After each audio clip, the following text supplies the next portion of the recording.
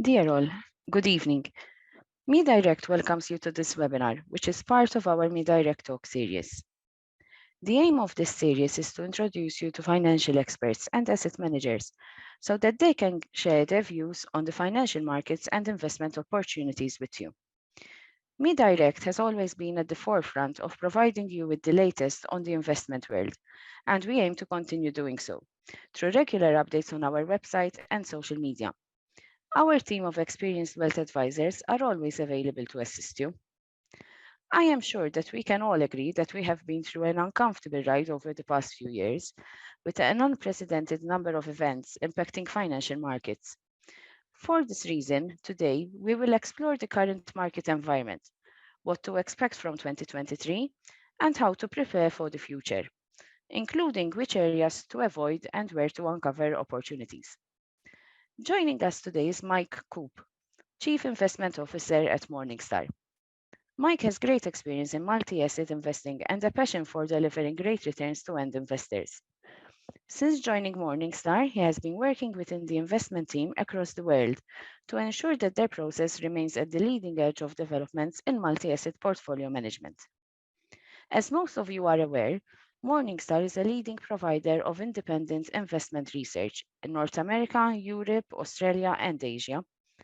Morningstar provides data and research insights on a wide range of investment offerings, including managed investment products, publicly listed companies, private capital markets, debt securities, and real-time global market data. Following the presentation, we will be having a question and answer session.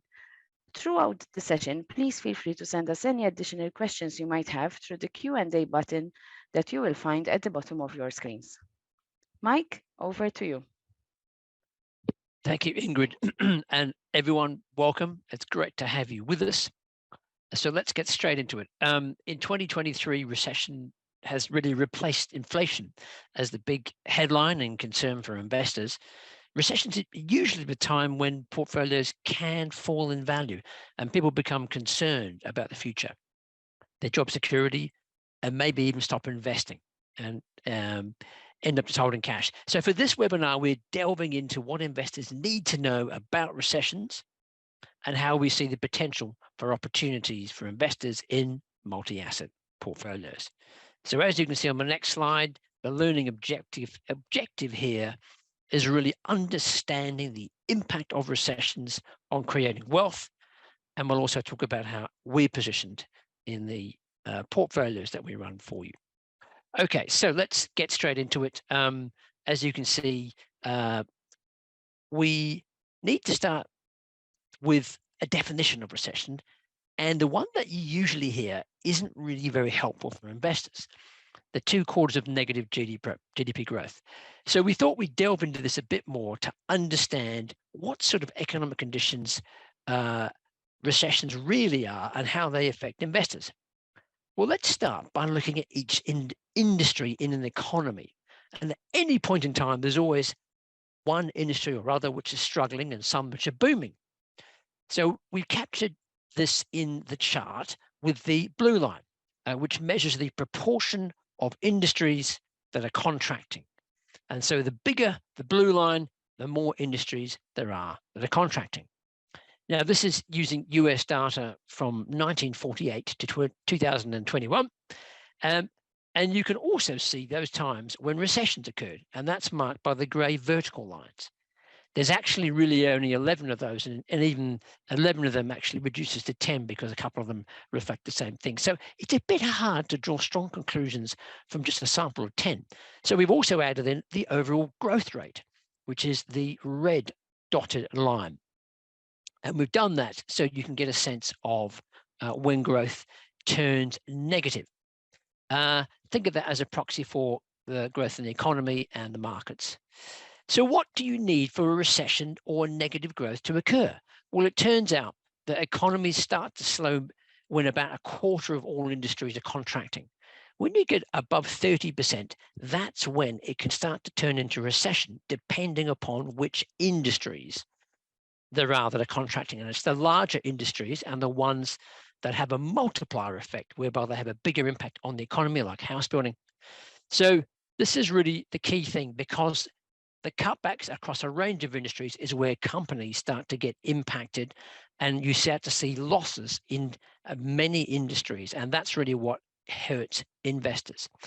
So what can we say about conditions today in terms of what we are looking at?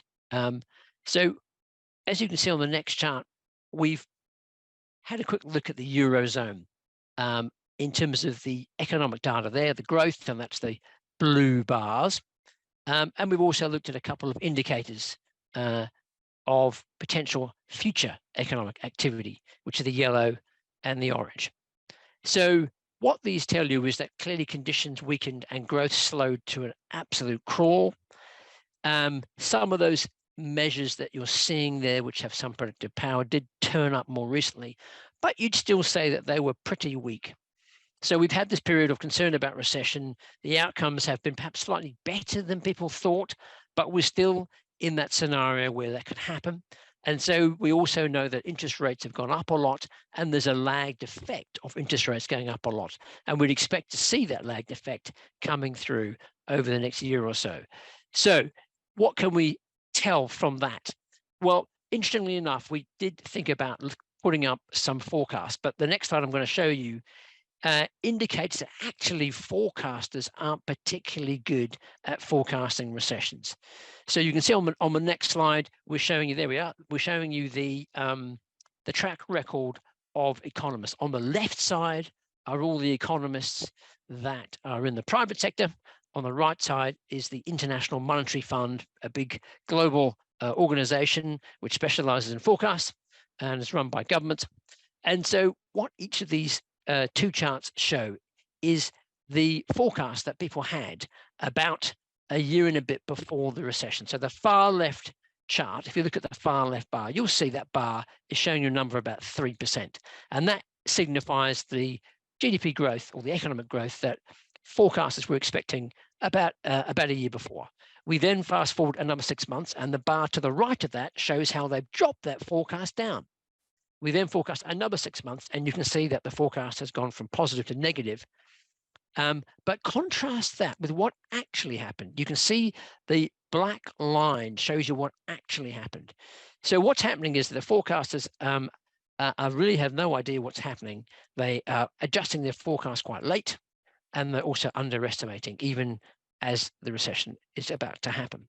And the same, unfortunately, goes for the IMF, which is, you can think of as a government agency. And so all the government forecasts, the central bank forecasts, also are not really very reliable. So if that's the case, what can we say about recessions that's helpful in helping us prepare for them? Well, let's start with how long they last. Here we are taking some data, again using US data, and we've looked at how long recessions last. In the far left, you can see a blue bar. That bar that's colored in tells you what happens most of the time, about 75%. The top and the bottom are the longest and the shortest. So back in the old days, you could have recessions lasting as long as 65 months. And if we include the COVID recession, then that's just 2 months. So very wide range, and recessions could go on for a long time. Let's now move to the far right side, which shows you what's happened with recessions since the end of the Second World War. Governments did learn from the mistakes made in the 1930s, and so they do have things that they do to try and reduce and prevent a self-reinforcing recessionary cycle by giving money to people during recessions when they're out of work, by dropping interest rates, and by supporting banking system. So that means recessions don't tend to last as long as they did before, which is why that grey box, that grey bar, is much smaller and has moved down. So since the Second World War, recessions haven't really lasted longer than 22 months, and the average is something around about 13 or 14 months. But what we're really trying to point out here is the fact that there's still quite a wide range of how long a recession can last for. So not only is it tricky to forecast recessions, it's also quite hard to know just how long they're going to last.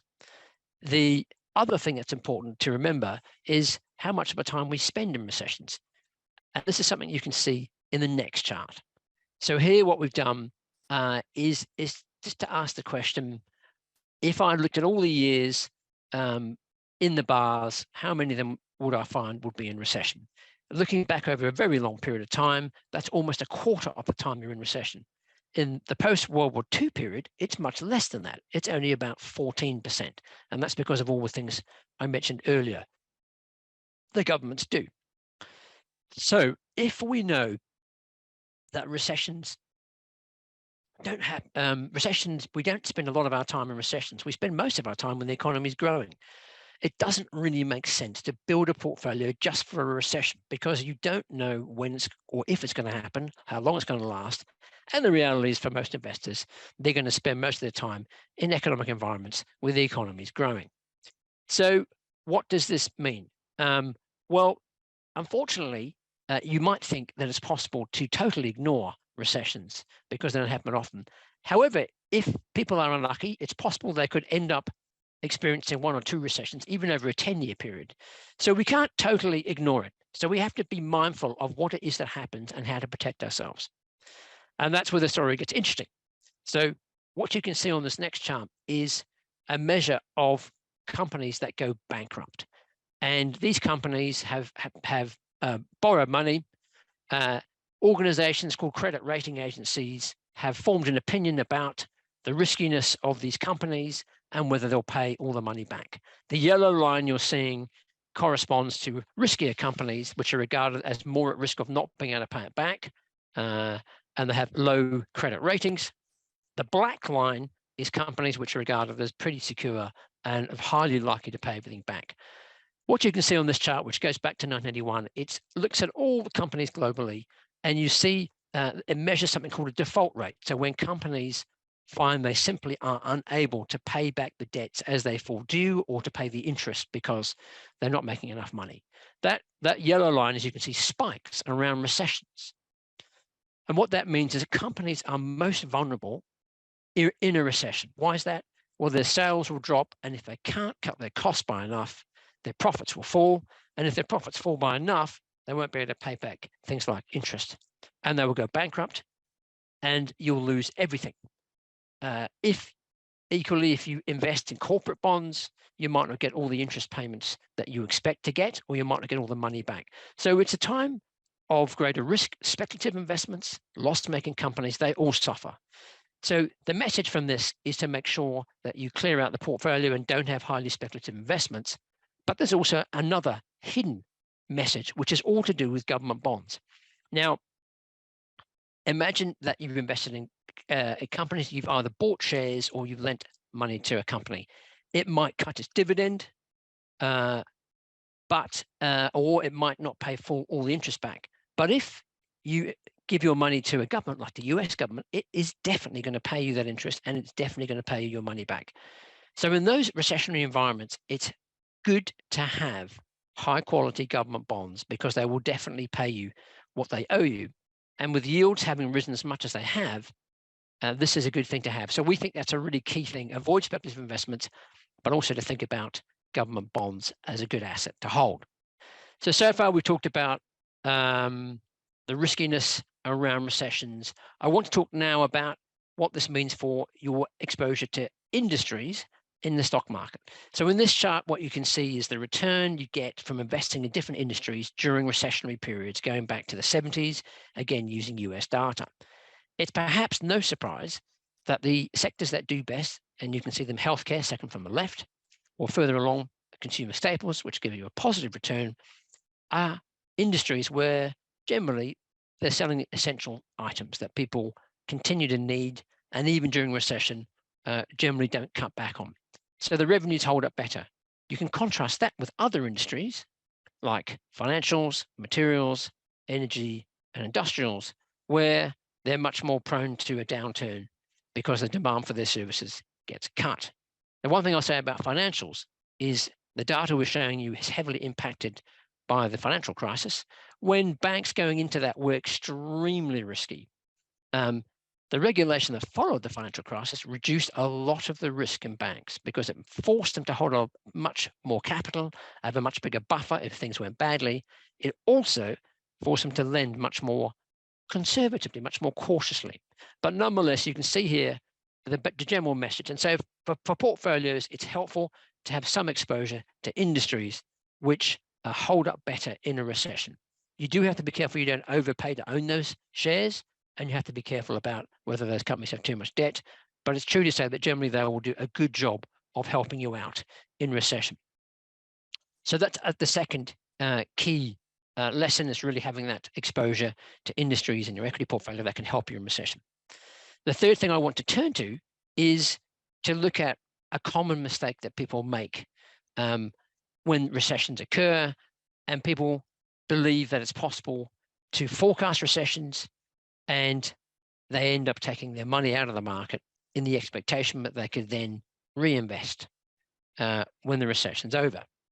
So this chart shows you the global equity index going back to the early 2000s, and it then compares being fully invested in shares, that's the blue line, with taking your money out of the stock market for 1 year, investing it in cash, and then reinvesting all of it back into the stock market. And that is the red line. And then the other line is assuming that you, instead of putting your money back in the stock market, you just stayed in cash. So there's a very high price to pay for people who pull out of equities during a recession, especially after it's usually the markets have already fallen heavily. They miss out on the recovery, and that throws them, of course. So staying on track with your plan that you've already come up with to meet your investment goal is key. And so you don't want to be pulling your money out. That's a big mistake. Now, the flip side of that is that people do get very pessimistic in recessions, and that can cause them to sell everything at prices that don't make any sense. Now, that can create great opportunities if you're able to wait long enough for them to pay off. In the process that we apply, one of the things we look at is the attitude that investors have about investments. How much they like them. Are they very optimistic about the future? Do they own lots of them in their portfolio? Have they allocated a lot? Where are the flows going? And being part of Morningstar, we have access to amazing data that allows us to put together an aggregate measure of what we call sentiment. Here I'm showing you sentiment for the Chinese stock market. And the way we've set this up is that the lower the line, the more enthusiastic everyone is, the more they have of it, and the more optimistic they are. As the line moves up, it's telling you that people are changing their minds and becoming more pessimistic. And the chart ends in May 2022, when China had become regarded as an uninvestable market. But let's just track the journey that got us there. And by the way, that occurred at a time when the share prices have fallen so much that all the work that we do and the work that we do in conjunction with Morningstar and individual companies showed strongly that despite all the risks, share prices were far too low. Now, of course, since then, Chinese stocks have bounced back quite strongly. And so it turned out to be a fantastic opportunity where we were able to buy things well below their fair price. And over that period, if we go back, if you have a look at the chart, you can see it moved down from about mid-2020 to about 2021.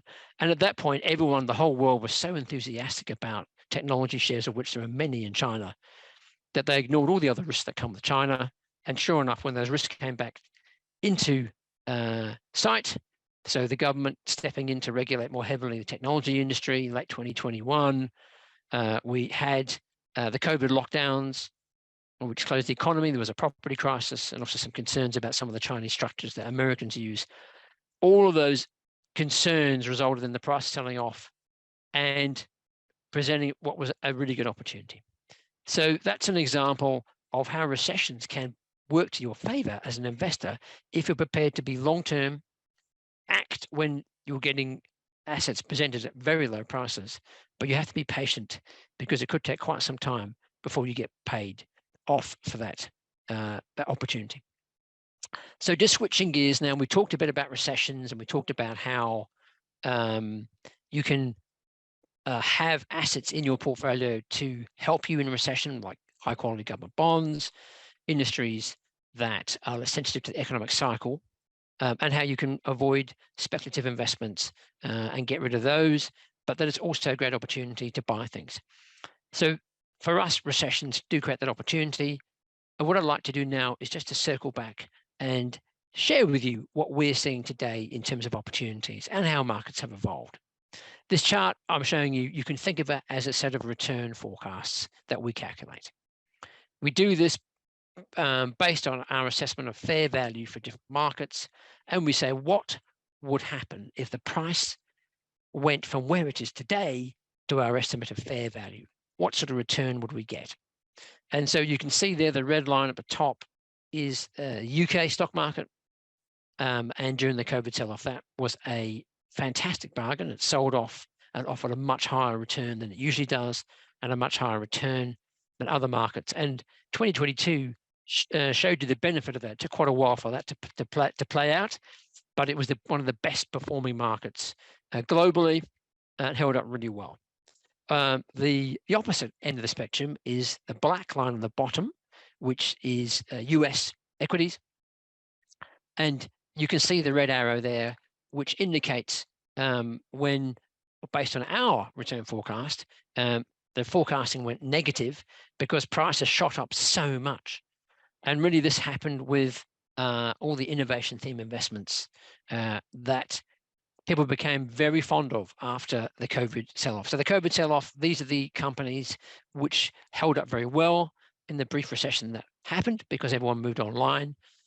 And investors then thought that these companies could do no wrong. They thought that these companies could survive any recession, even though many of them rely much more now on advertising revenue, and advertising revenue quickly gets cut in a deep recession. So as those prices shot up, our return forecast moved down. And that's the black line with the arrow you can see there. So at that point for us, the US was a poor investment, very overpriced. And in the portfolios that we run, we had a lot less than we normally would. What you can see is since then, things have converged somewhat. The gap between the top and the bottom line has reduced. The UK has done better. And actually, the line that's now at the top, the turquoise line, is emerging markets. And you can see that emerging markets have become more attractive than most developed markets. And in particular, we see China as still being attractive. We also think Brazil is a good investment opportunity. And more recently, we're seeing opportunities in other parts of Asia, like Korea as well. As well as that, within regions, we've got countries that also fare well. We think Germany looks particularly attractive. It got sold off heavily after the Ukraine invasion because of its connection with Russia, because of the fears of recession and concerns over the car industry. And we feel those were all heavily overdone, and we see good opportunities there. So in portfolios, we see those are some of the opportunities if you think about countries and regions.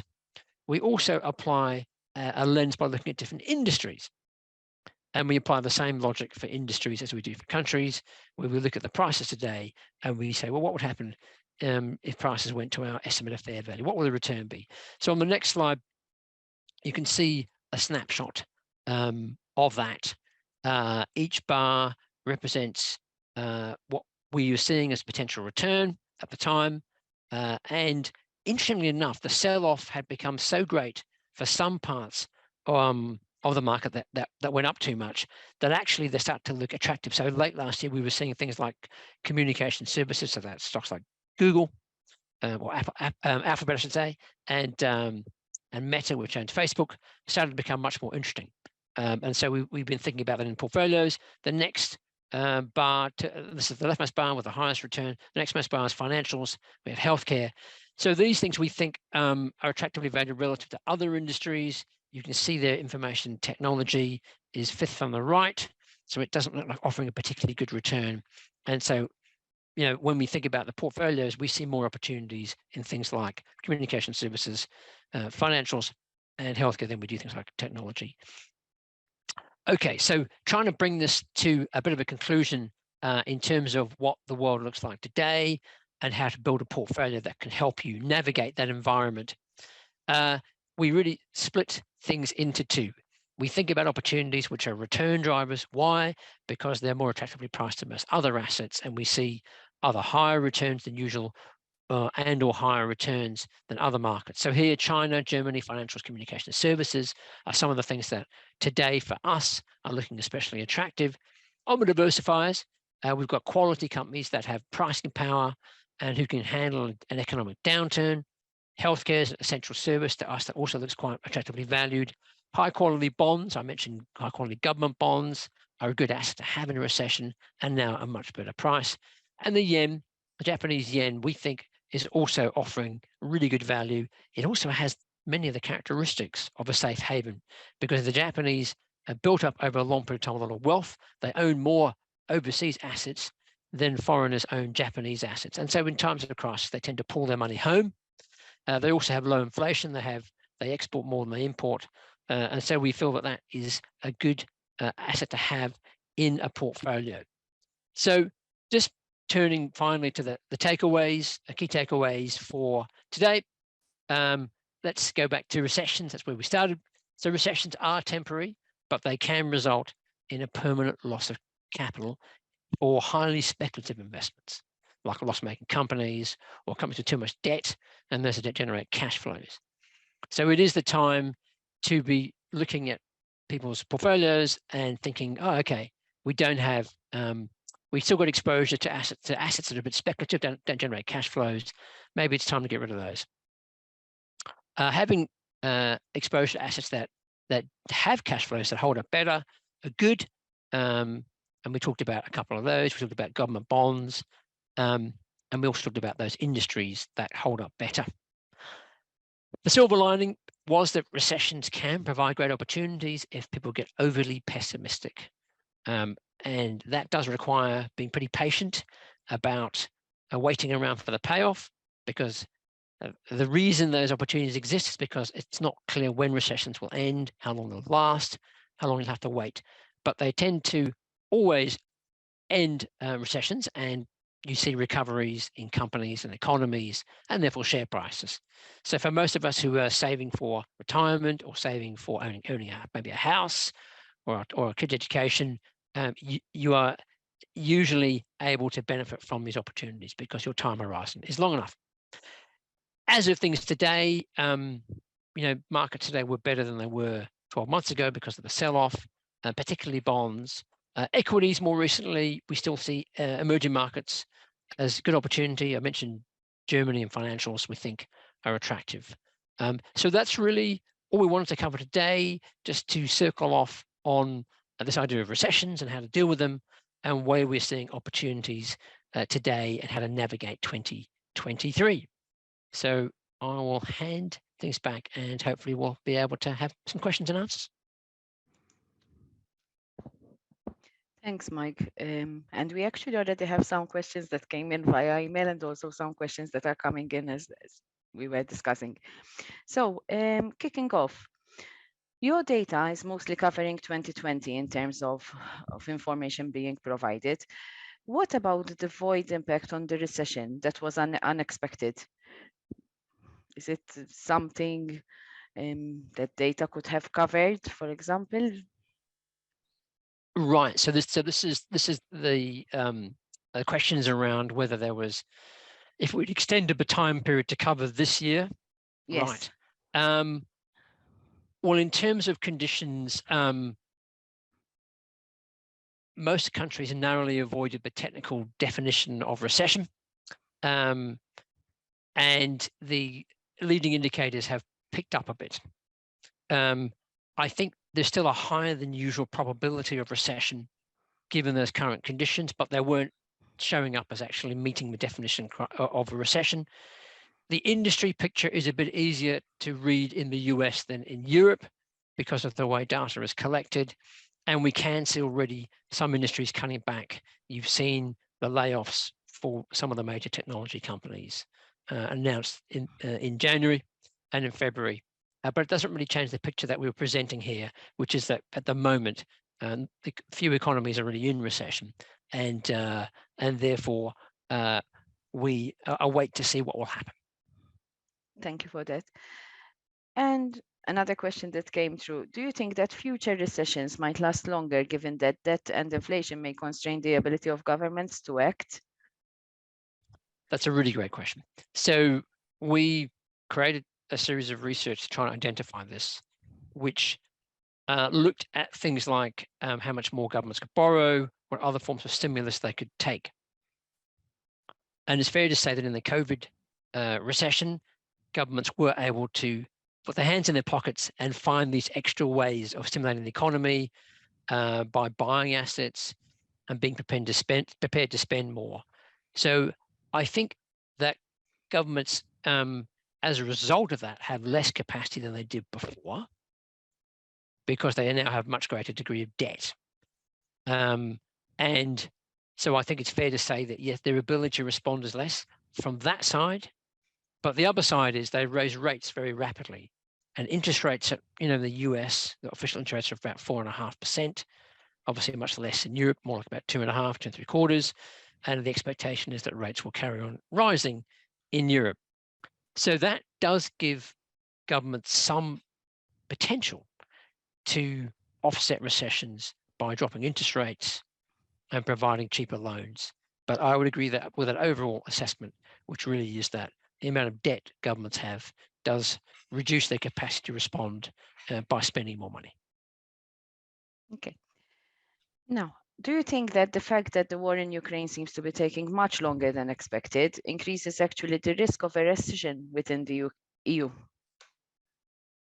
Well, it's fair to say that no one's been able to really forecast accurately what was going to happen with the war. And I wouldn't want to forecast either, because I simply wouldn't really be able to tell you whether that was going to be likely or not. What we can say is there's no sign of that ending anytime soon.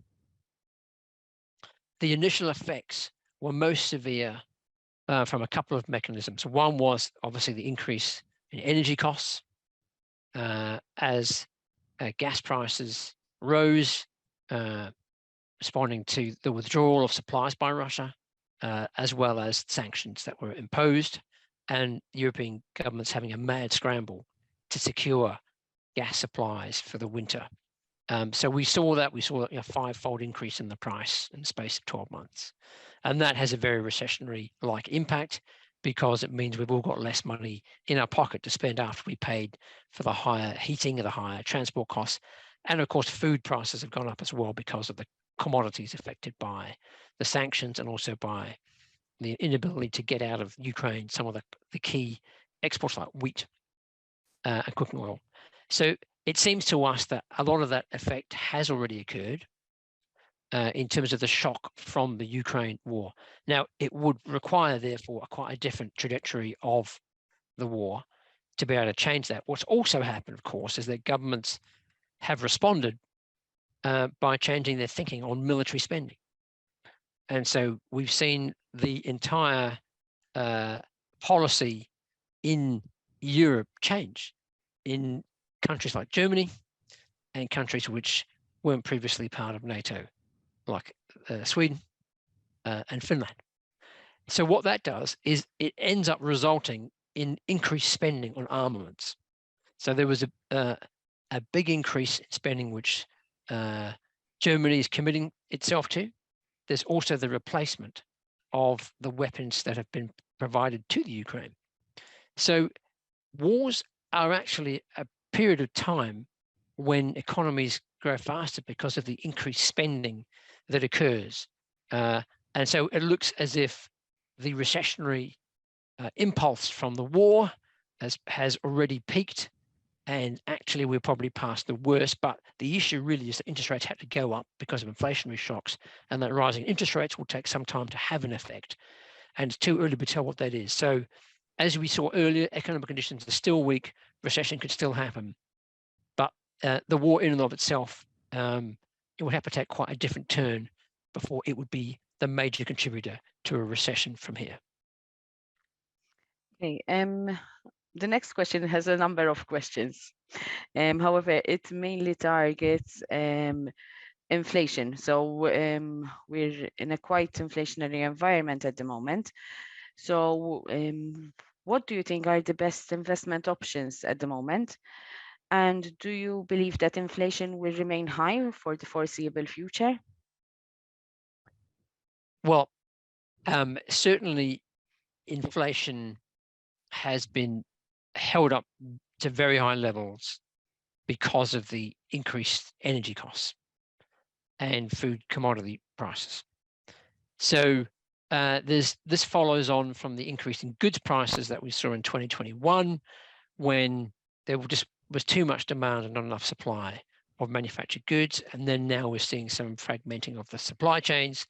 Some of the supply chains that went through Russia obviously need to be rerouted. And that is definitely causing inflation to be higher than it otherwise would be globally. So in Europe in particular, continental Europe, it's true to say that it didn't have the same labour market pressures that we saw in the UK or the US, and that's not been as a bigger contributor to inflation. It's really been around the energy costs and which feeding into transport and food.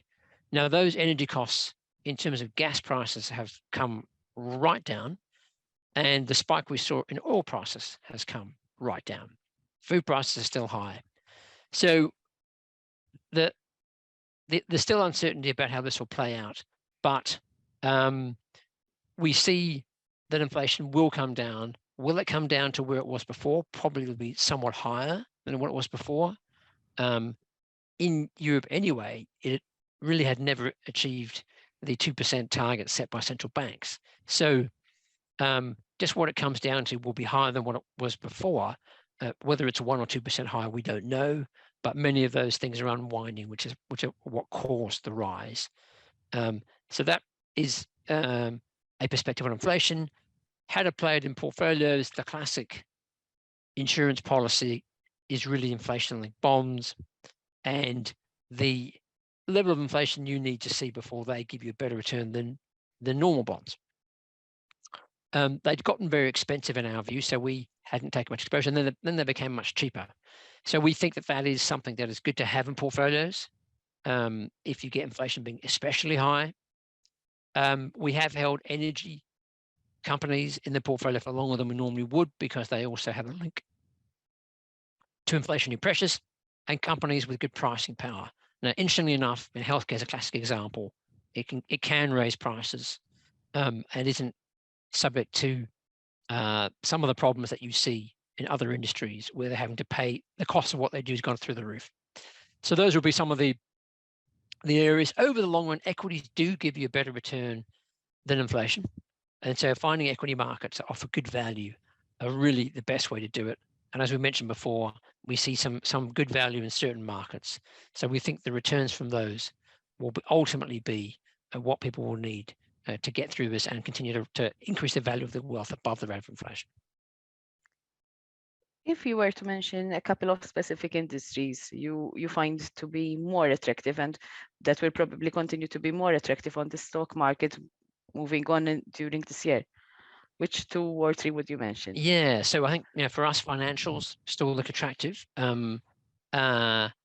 Communication services started to become more attractive. So we're just starting to dip our toe in there.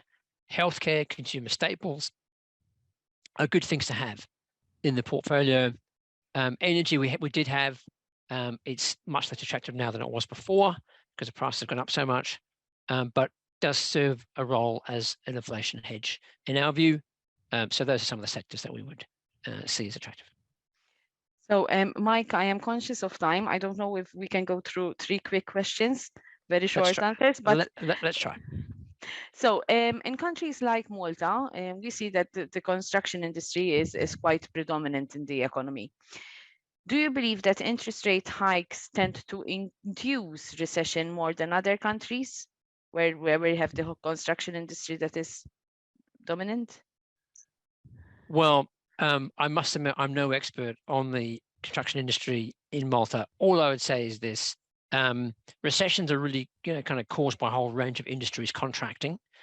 Construction is quite a significant industry, but other things are also important. So, for example, what the level of interest rates are compared to the borrowings that construction companies have, how people's finances are based, how sensitive they are to the rise in interest rates, how much support the government is giving them. And I'd imagine things like tourism would also be pretty important. And obviously that is in a much better shape than it was in 2020 and 2021. So I wouldn't draw a straight line between interest rate rises and the construction industry going down in recessions in Malta. Perfect. Will nations' commitment to the green transition mean that commodities perform better in any coming recession? So given that we're more committed towards a green energy, will we be in a better position for any new recession we might be facing? Well, it's been going on for quite a long time, has the transition away from pure fossil fuels. So I would say it's better to think about it as something that's been going on for a long time. And we're now at a point where certain things are happening, like, okay, how serious are we about shifting transport away from petrol and diesel?